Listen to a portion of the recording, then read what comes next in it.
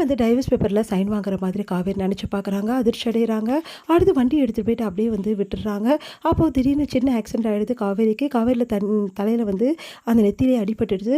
அதை பார்த்து விஜய் அதிர்ச்சி அடைகிறாரு. உடனே விஜய் வந்து ரொம்ப வந்து பதட்டம் அடைகிறாரு. ஹாஸ்பிட்டலுக்கு உடனே கூட்டிகிட்டு போயிட்டு ட்ரீட்மெண்ட் பார்க்குறாரு.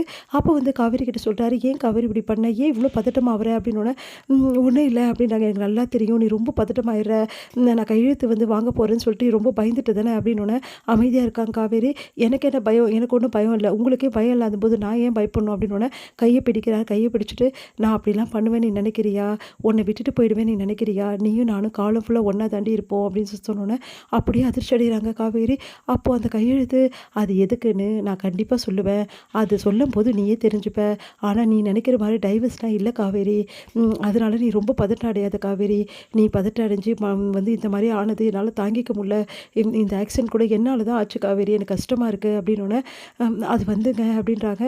இங்கே பார் காவேரி, நீ ரொம்ப டென்ஷன் ஆகாத, நான் என்ன விஷயம் ஏது விஷயம்னு கண்டிப்பாக சொல்லுவேன், ஆனால் அது வரைக்கும் நீ வந்து இந்த மாதிரிலாம் வந்து பதட்டம் ஆகக்கூடாது புரியுதா, நான் டைவர்ஸ்லாம் பண்ணலடி, ஏன்டி இப்படி பண்ணுற, நீ தாண்டி என் வாழ்க்கை, புரிஞ்சுக்கோ காவேரி அப்படின்னு சொல்லிட்டு கையை பிடிக்கிறாரு. இவர் சொல்கிறத நம்பலாமா, இவர் உண்மையிலே அதெல்லாம் பண்ணலையா, இல்லை என்னை சமாதானப்படுத்த சொல்கிறாரா அப்படின்னு காவேரி குழப்பம் அடைகிறாங்க. இங்கே பார் காவேரி, குழப்பமே வேணாம், நான் சொல்கிறதெல்லாம் நிஜம் டி அப்படின்னு சொல்லிட்டு கையை பிடிச்சி ஆறுதல் சொல்கிறாரு. சரி வா வீட்டுக்கு போகலாம் அப்படின்னு சொல்லிட்டு, இப்போ வந்து காயம் இல்லைல்ல அப்படின்னு கேட்குறாரு. பரவாயில்லைங்க அப்படின்றாங்க. வலி இருக்காடி அப்படின்னோடனே பரவாயில்லன்னொன்னே அப்படியே வந்து சாட்சி கூட்டிகிட்டு போகிறாரு. இங்கே வந்து ட்ரைவ் பண்ணும்போது அப்படியே காவேரியை அப்படியே வந்து சாச்சிட்டு தோல் மேலே அப்படியே வந்து ட்ரைவ் பண்ணிகிட்ருக்காரு. காவேரி அப்படியே தூங்கி போகிறாங்க. அடுத்து வீட்டுக்கு போனோன்னே எல்லாரும் பதட்டம் அடைகிறாங்க. என்னாச்சு சொல்லிட்டு எல்லாரும் கேட்குறாங்க. காவேரி பார்த்துக்கிறேன்னு அவங்க அம்மா சொல்கிறாங்க. இல்லை நானே பார்த்துக்கிறேன்னு சொல்லிட்டு விஜய் சொல்லிடுறாரு. அடுத்து வந்து காவேரியை பார்த்து பார்த்து தாங்கி வந்து எல்லாமே பார்த்துக்கிறாரு விஜய். இதை பார்க்கும்போது வந்து செம்மையாக பொறாமை தாங்கவே முடியல.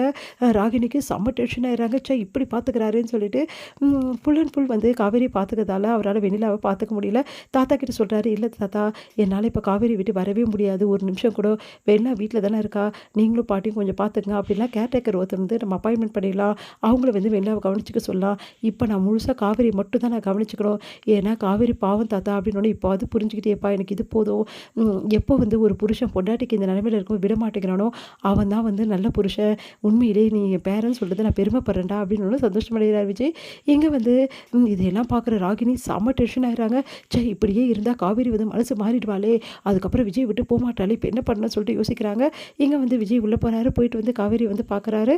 காவேரி ரொம்ப ஸ்ட்ரெஸ் ஆகக்கூடாது புரியுதா அப்படின்னு சொல்லிட்டு அப்படியே வந்து அவரே வந்து படுக்க வைக்கிறாரு. அவங்க நல்லபடி கவனிச்சிக்கிறாரு. காவேரி உருகே போகிறாங்க. விஜய் காட்டுறாரு.